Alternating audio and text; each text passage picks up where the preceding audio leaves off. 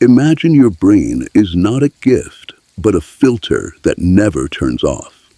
While others move through life on autopilot, you notice patterns and tone shifts, contradictions in stories, subtle hierarchies in every room. Conversations feel predictable before they finish. Jokes feel recycled. Trends feel mechanical. At first, this heightened perception feels empowering. You feel ahead. Then something shifts. The distance begins. Psychologists sometimes describe high intelligence as increased pattern detection combined with reduced tolerance for cognitive dissonance. In simple terms, you struggle to unsee what you see. When someone lies, you know. When a system is flawed, you sense it. When a friendship is shallow, you feel the ceiling. Over time, small talk becomes exhausting. Repetition becomes draining. You crave depth, but depth is rare. This is where the intelligence trap quietly forms. The more mentally independent you become, the less social reinforcement you receive. Most communities bond over shared illusions, status games, tribal opinions, surface-level identities. If you question those structures, you unintentionally remove yourself from them. Not dramatically, gradually.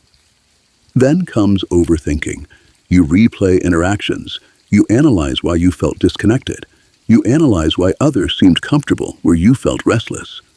Hyper-awareness becomes self-awareness, and self-awareness becomes self-surveillance. You are not just thinking about the world. You are thinking about how you think about the world. Loneliness doesn't arrive loudly. It arrives subtly. Fewer invitations, shorter conversations, a growing sense that you are out of sync. And here is the painful paradox. The sharper your perception, the harder it becomes to find people who operate at the same depth. Intelligence expands your inner world, but it can shrink your social one. The question is not whether awareness isolates you. The question is whether you will let it define you.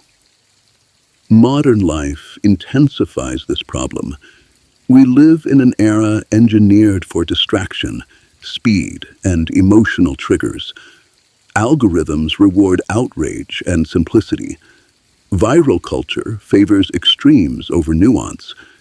If your mind prefers complexity, hesitation, and layered thinking, you may feel misaligned with the rhythm of the world. Intellectual burnout is becoming common among highly analytical people. When your brain constantly simulates future outcomes, it rarely rests. You see potential failure before possibility. You detect manipulation before trust. You anticipate endings before beginnings. This predictive tendency protects you, but it also distances you from spontaneous joy. There is also a social cost. Many intelligent individuals unconsciously intimidate others, not because they try to, but because depth can feel like judgment. When you question assumptions, some hear criticism. When you seek clarity, some hear superiority. Gradually, people gravitate toward those who feel easier, lighter, less challenging.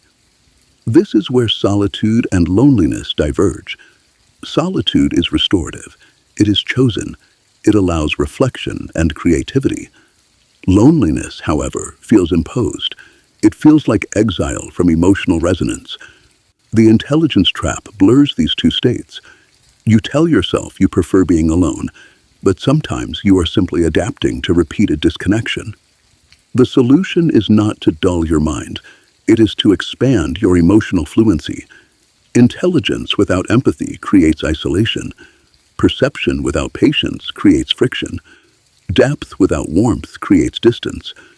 Instead of asking, "Why can't people understand me?" consider asking, "How can I communicate complexity without alienating simplicity?" Mastery is not just thinking deeply. It is translating depth into language others can enter without feeling small. Real power is not intellectual dominance. It is relational intelligence. There is a deeper layer few discuss: identity attachment.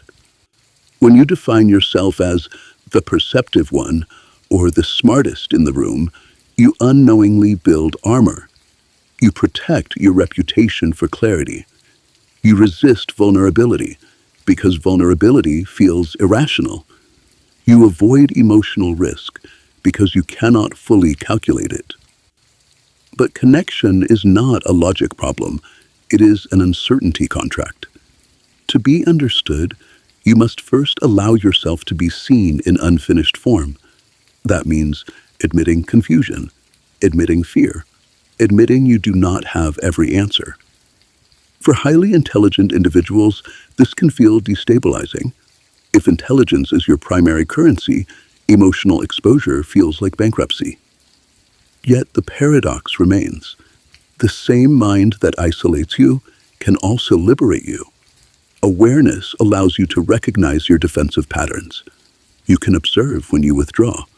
You can detect when sarcasm replaces sincerity. You can notice when analysis becomes avoidance.